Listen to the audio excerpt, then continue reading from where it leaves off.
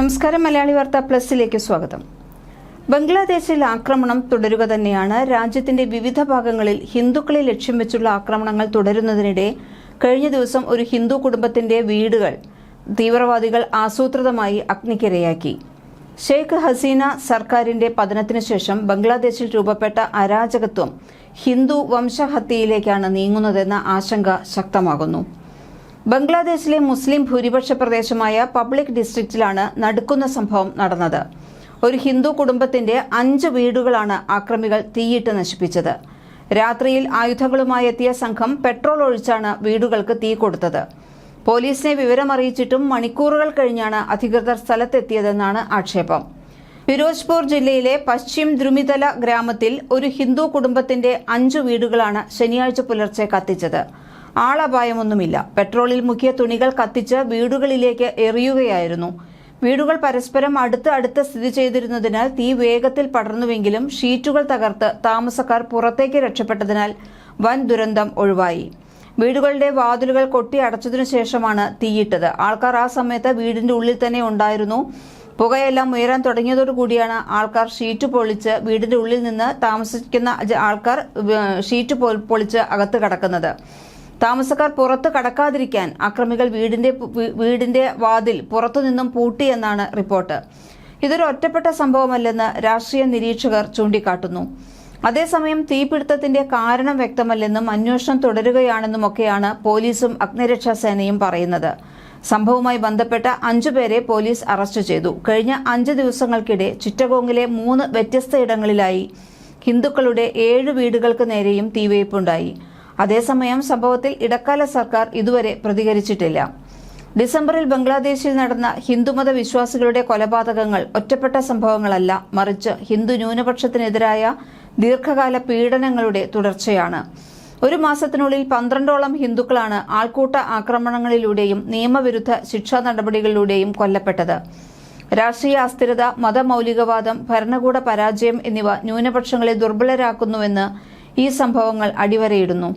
ദീപു ചന്ദ്രദാസ്, അമൃത് Montel, Dileep ബോർമൻ, പ്രന്തോഷ് കോർമകൾ, Utpal സർക്കാർ, സോഗേഷ് Chandra Roy, സുബോർണ Roy, ശാന്തോദാസ്, Ripon Kumar സർക്കാർ, പ്രതാപ് ചന്ദ്ര, സ്വാധീൻ ചന്ദ്ര, പൊളാഷ് ചന്ദ്ര എന്നിവരാണ് കൊല്ലപ്പെട്ടവർ.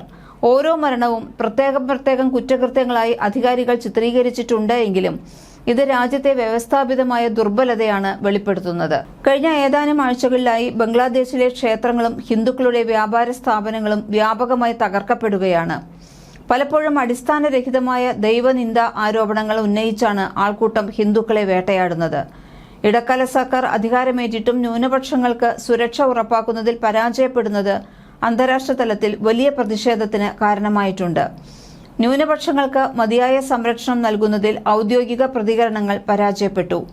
ബംഗ്ലാദേശിലെ ഹിന്ദുക്കളുടെ പീഡനം രാജ്യത്തിന്റെ സാമൂഹിക രാഷ്ട്രീയ ഘടനയിൽ ആഴത്തിൽ വേരൂന്നിയ മതമൗലികവാദത്തെയാണ് ചൂണ്ടിക്കാണിക്കുന്നത്.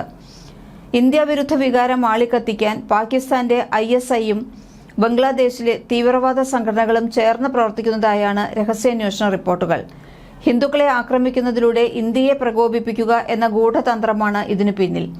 1971 ഇന്ത്യ നൽകിയ സഹായം മറന്നുകൊണ്ട് അന്ന് തോറ്റോടിയ പാകിസ്ഥാന്റെ താൽപര്യങ്ങൾക്കനുസരിച്ചാണ് ബംഗ്ലാദേശിലെ ഒരു വിഭാഗം ഇപ്പോൾ പ്രവർത്തിക്കുന്നത്. വിദേശകാര്യ മന്ത്രാലയം ബംഗ്ലാദേശ് ഭരണകൂടത്തോട് ശക്തമായ പ്രതിഷേധം അറിയിച്ചു കഴിഞ്ഞു.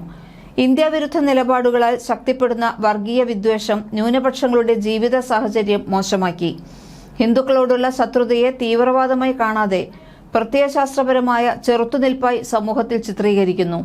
ഇതുവഴി രാഷ്ട്രീയ നീക്കങ്ങളും വർഗീയ ഭീഷണികളും തമ്മിലുള്ള അതിർവരമ്പുകൾ മായുന്നു. മാറ്റം, നവീകരണം, വിദ്യാർത്ഥി പ്രസ്ഥാനങ്ങൾ തുടങ്ങിയവ ഈ മാറ്റത്തിന് ഉപരിപ്ലവമായ ന്യായീകരണമായി മാത്രം വർത്തിക്കുന്നു. തീവ്രവാദ അജണ്ടകൾക്ക് ഈ വാദങ്ങൾ ആയുധമായി മാറുന്നു. തീവ്രവാദ നീക്കങ്ങളെ ചോദ്യം ചെയ്യുന്നതിൽ നിന്ന് ഒഴിവാക്കാനും ബംഗ്ലാദേശിനെ ഇന്ത്യയോട് ശത്രുതയുള്ള ഒരു രാജ്യമായി ചിത്രീകരിക്കാനും ഇത് ഉപയോഗിക്കുന്നു.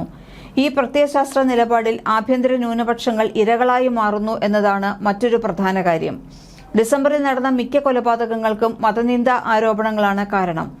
ഹിന്ദുക്കളെ ലക്ഷ്യമിടുന്നതിൽ ഇതൊരു ശക്തമായ ആയുധമായി മാറിയിരിക്കുന്നു. തെളിവോ അന്വേഷണമോ ഇല്ലാതെ ഇത്തരം ആരോപണങ്ങൾ ആൾക്കൂട്ടത്തെ പ്രകോപിപ്പിക്കാനും അക്രമങ്ങളെ ന്യായീകരിക്കാനും പലപ്പോഴും മതിയാകും. മറ്റ് കേസുകളിൽ പിടിച്ചുപറി, ക്രിമിനൽ കുറ്റങ്ങൾ തുടങ്ങിയവ ആരോപിക്കപ്പെട്ടപ്പോഴും നിയമ നടപടികൾക്കു പകരം ആൾക്കൂട്ട നീതിയാണ് നടപ്പാക്കപ്പെട്ടത്. മൈമൻസിംഗ് ജില്ലയിലെ ദീപു ചന്ദ്രദാസിന്റെ കൊലപാതകം ഒരു ഉദാഹരണം മാത്രം. ഇസ്ലാം മതത്തെക്കുറിച്ച് നിന്ദ്യമായ പരാമർശം നടത്തിയെന്ന് ആരോപിക്കപ്പെട്ട അദ്ദേഹത്തെ ആൾക്കൂട്ടം മർദ്ദിച്ച് മരത്തിൽ കെട്ടിത്തൂക്കി തീയിട്ടു. മതനിന്ദയ്ക്ക് തെളിവുകളൊന്നും ലഭിച്ചില്ലെന്ന് അന്വേഷണ ഉദ്യോഗസ്ഥർ പിന്നീട് സ്ഥിരീകരിച്ചു. ഭരണസംരക്ഷണം ഇല്ലാതാകുമ്പോൾ സ്ഥിരീകരിക്കാത്ത ആരോപണങ്ങൾ എങ്ങനെ പൊതുവിടത്തിലെ വധശിക്ഷയായി മാറുമെന്ന് ഈ സംഭവം വ്യക്തമാക്കുന്നു. രാജ്ബാരി ജില്ലയിൽ അമൃത് മോണ്ടൽ ആൾക്കൂട്ടത്തിന്റെ മർദ്ദനമേറ്റ് മരിച്ചതും സമാന സംഭവമാണ്. ഇദ്ദേഹത്തിന്റെ ക്രിമിനൽ പശ്ചാത്തലം ഉയർത്തിക്കാട്ടി വർഗീയ വ്യാഖ്യാനങ്ങളെ തള്ളിക്കളയാൻ അധികാരികൾ ശ്രമിച്ചു. എന്നാൽ കുറ്റാരോപണങ്ങൾ എന്തുതന്നെയായാലും അറസ്റ്റിനു പകരം ആൾക്കൂട്ടത്തിൽ കൊല്ലപ്പെട്ടത് ഹിന്ദുക്കൾക്കിടയിൽ അരക്ഷിതാവസ്ഥ സൃഷ്ടിച്ചു. ന്യൂനപക്ഷങ്ങൾക്ക് നീതി നിഷേധിക്കപ്പെടുന്നു എന്ന ധാരണ ഇത് ശക്തിപ്പെടുത്തുന്നു. വ്യാപക പ്രതിഷേധങ്ങളും രാഷ്ട്രീയ അസ്ഥിരതയും നിലനിന്ന സമയത്താണ് ഈ കൊലപാതകങ്ങൾ നടന്നത്. പല ജില്ലകളിലും ഇത് ക്രമസമാധാന പാലനത്തെയും ഭരണകാര്യങ്ങളും തടസ്സപ്പെടുത്തി. മുമ്പുണ്ടായിരുന്ന അസ്വസ്ഥതകളിലേതുപോലെ ഹിന്ദു സമുദായങ്ങൾ സംഘടിത വിദ്വേഷം മൂലമോ രാഷ്ട്രീയ സംരക്ഷണം ഇല്ലാത്തതുകൊണ്ടോ വീണ്ടും വലിയ തോതിൽ ആക്രമണങ്ങൾക്ക് ഇരയായിക്കൊണ്ടേയിരിക്കുന്നു. മതം ഒരു പ്രധാന രാഷ്ട്രീയ ആയുധമായി മാറിയിരിക്കുന്നു ഇവിടെ. വിദ്യാർത്ഥി സംഘടനകൾ ഉൾപ്പെടെയുള്ള തീവ്ര ഇസ്ലാമിക വിഭാഗങ്ങളും അവയുടെ അനുബന്ധ സംഘടനകളും തെരഞ്ഞെടുപ്പിന് മുന്നോടിയായി മതപരമായ ദേശീയത ഉപയോഗിച്ച് പിന്തുണ നേടുന്നു. ഭരണ അജണ്ടകളില്ലാത്ത ഈ ഗ്രൂപ്പുകൾ സ്വത്ത് അധിഷ്ഠിത സമാഹരണത്തെ ആശ്രയിക്കുകയും ധ്രുവീകരിക്കപ്പെട്ട ചുറ്റുപാടിൽ ഹിന്ദുക്കളെ എളുപ്പത്തിൽ ലക്ഷ്യം ചെയ്യുന്നു. മുഹമ്മദ് യൂനുസ് നയിക്കുന്ന ഇടക്കാല സർക്കാർ കൊലപാതകങ്ങളെ അപലപിക്കുകയും ആൾക്കൂട്ട നീതിയെ എതിർക്കുകയും ചെയ്തിട്ടുണ്ട്. ചില സംഭവങ്ങളിൽ അറസ്റ്റുണ്ടായെങ്കിലും ഹിന്ദു ന്യൂനപക്ഷങ്ങൾക്ക് ഇത് ആശ്വാസം നൽകുന്നില്ല. യഥാർത്ഥ സംരക്ഷണം, മുൻകരുതൽ, സമയബന്ധിതമായ ഇടപെടലുകൾ, സ്ഥിരമായ ഉത്തരവാദിത്തം എന്നിവയിലൂടെയാണ് വിലയിരുത്തേണ്ടത്. ഈ കാര്യങ്ങളിൽ അധികാരികൾക്ക് തുടർച്ചയായി വീഴ്ച വരുത്തിയിട്ടുണ്ട്. ആവർത്തിച്ചുള്ള ആരോപണങ്ങൾ, ആൾക്കൂട്ട ആക്രമണങ്ങൾ, തുടർച്ചയായ മരണങ്ങൾ, ഫലം കാണാത്ത ഔദ്യോഗിക ഉറപ്പുകൾ എന്നിവ ബംഗ്ലാദേശിലെ ഹിന്ദുക്കളുടെ പീഡനങ്ങളെ നിർവചിക്കുന്നു. ഈ കൊലപാതകങ്ങൾ ഒറ്റപ്പെട്ട സംഭവങ്ങളല്ല. രാഷ്ട്രീയ അസ്ഥിരതയും തീവ്രവാദ സമാഹരണവും ഇന്ത്യൻ വിരുദ്ധ നിലപാടുകളും ഒത്തുചേരുമ്പോൾ ന്യൂനപക്ഷങ്ങൾ അതീവ ദുർബലരാകുന്ന വ്യവസ്ഥാപിത രീതിയുടെ ഭാഗവും ആണ് ഇത്. പ്രാണരക്ഷാർത്ഥം അതിർത്തി കടന്നെത്തുന്നവരുടെ എണ്ണം വർദ്ധിക്കാൻ സാധ്യതയുള്ളതിനാൽ BSF അതീവ ജാഗ്രതയിലാണ്. അതിർത്തി കടന്നുള്ള ഏതൊരു പ്രകോപനത്തിനും ശക്തമായ മറുപടി നൽകാൻ സൈന്യത്തിന് നിർദ്ദേശം നൽകിയിട്ടുണ്ട്. ആക്രമണങ്ങൾ തുടർക്കഥയായിരിക്കെയാണ് ബംഗ്ലാദേശിൽ കഴിഞ്ഞ 6 മാസത്തിനിടെ മതനിന്ദ ആരോപിച്ച് ഹിന്ദുക്കൾക്ക് നേരെ ഉണ്ടായ ആക്രമണ സംഭവങ്ങൾ 71. 11 മാസത്തിനിടെ ന്യൂനപക്ഷങ്ങൾക്ക് നേരെ ഉണ്ടായ ആക്രമണങ്ങൾ 2673. 11 മാസത്തിനിടെ കൊല്ലപ്പെട്ട ന്യൂനപക്ഷ വിഭാഗക്കാർ 90. Human rights Congress for Bangladesh minorities, Bangladesh Hindu Buddhist Christian unity council എന്നിവരുടെ കണക്കുകളാണ് ഇത്. ബംഗ്ലാദേശ് നാഷണലിസ്റ്റ് പാർട്ടി ആക്ടിംഗ് ചെയർമാനും മുൻ പ്രധാനമന്ത്രി ഖാലിദ സിയയുടെ മകനുമായ താരിഖ് റഹ്മാൻ ഫെബ്രുവരി 12 നടക്കുന്ന തെരഞ്ഞെടുപ്പിൽ മത്സരിക്കും. ധാക്ക 17, ബോഗ്ര 6 മണ്ഡലങ്ങളിൽ നിന്നാണ് മത്സരം. റഹ്മാൻ ഇന്നലെയാണ് നോമിനേഷൻ സമർപ്പിച്ചത്.